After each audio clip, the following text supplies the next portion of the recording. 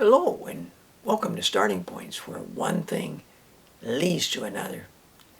And many of those books that we're talking about women scientists included the name Rachel Carson.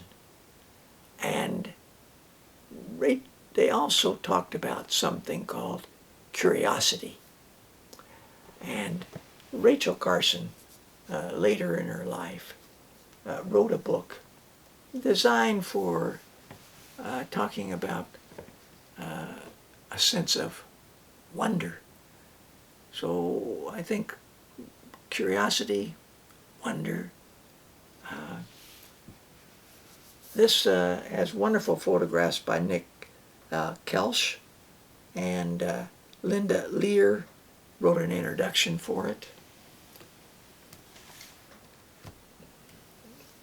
For an introduction for a younger child, this picture book called Rachel, the story of Rachel Carson, by Emily Ehrlich, and Wendell Miner did the illustrations, is a good starting point.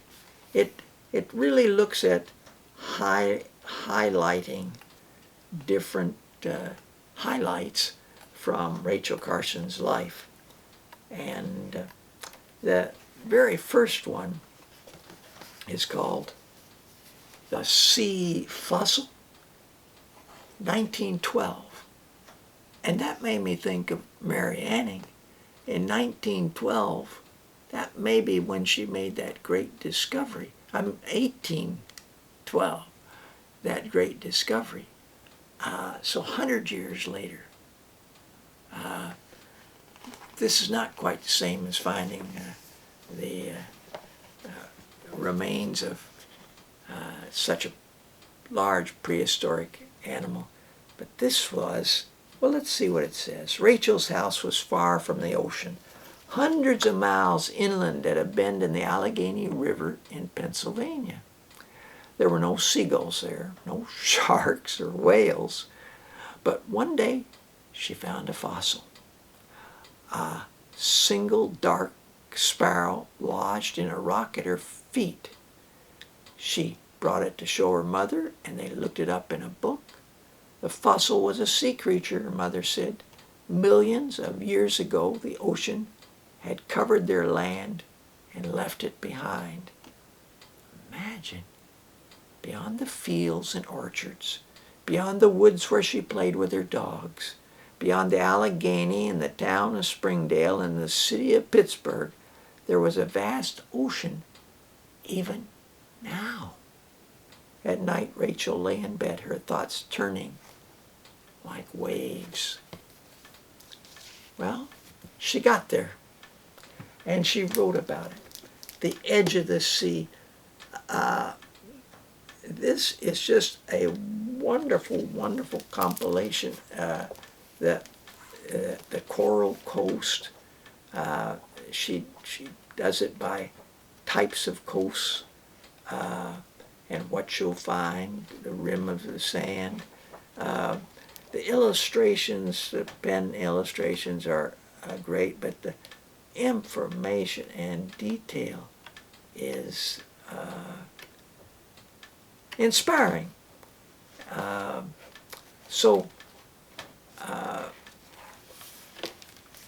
Highly recommend it. This also was published in paperback, and then Under the Sea Wind, just a fantastic read. It's migration, it's the birds in the north, and eels, and it's a great book called the Under the Sea Wind. And she wrote a book called The Sea Around Us. It talks about how the sea is a thermostat for temperatures on the land, and about islands and the changes in it causes islands to appear and to disappear, and This book, the chapters in this book were adapted for young readers in this deluxe golden book of the sea around us. And yeah, but when I say deluxe, it's got well, it's illustrated with fascinating illustrations too, but so for younger readers, and also for someone maybe 12 who wants to know more. Certainly that first book about her is a starting point, but this book is by Kathleen V.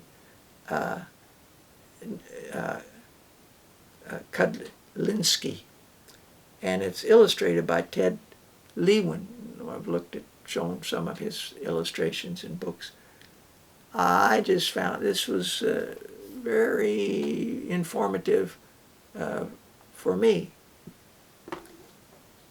Now, some people only know her, I think, for Silent Spring and what she did about talking about the ecology of life on the planet Earth and harmful sprays that were being used. And all her books, I mean, the research that she did, she did without a computer to find out this information, to get this, to send off letters, to get that. I mean, oh, it's mind-boggling. She, well, I'm extremely grateful for all things that she's shown light on. Now, this bunch of books over here, they're just various kinds of guides about the seashore. The seashores, this same cover, same book, slightly different wording, but yeah, here it is in hardcover.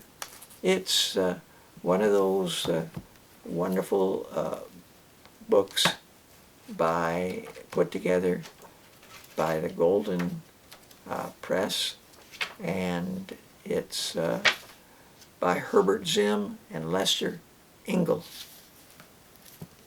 This is sort of introductory. This could be an introductory too. Seashells, Crabs, and Sea Stars. It's by Christina Crump Tibbets. Illustrations by Linda Garrow.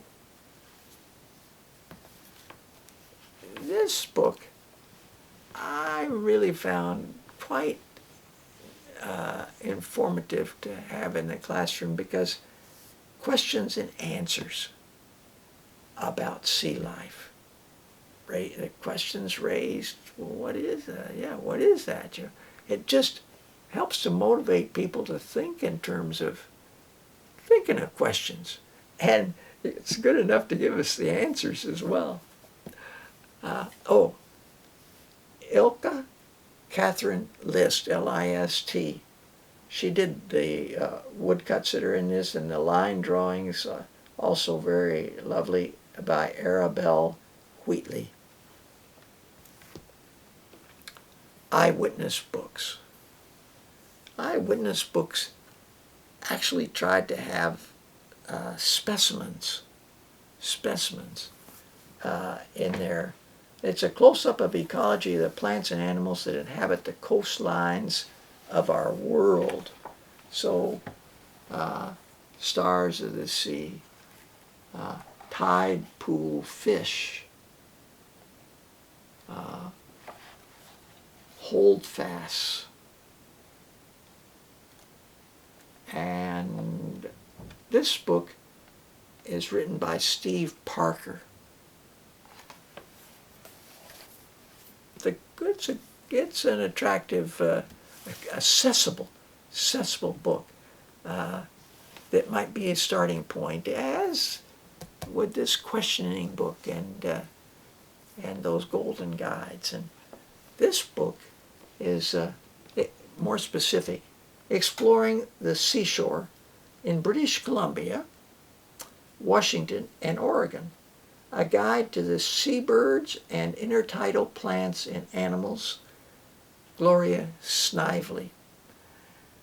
I contacted her, and she taught at the University of Victoria, and she took my class to a place where at low tide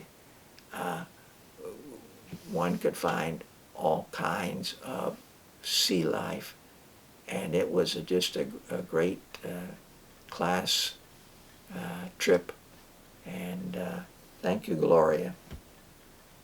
Well, thanks for joining me. Until next time, bye for now.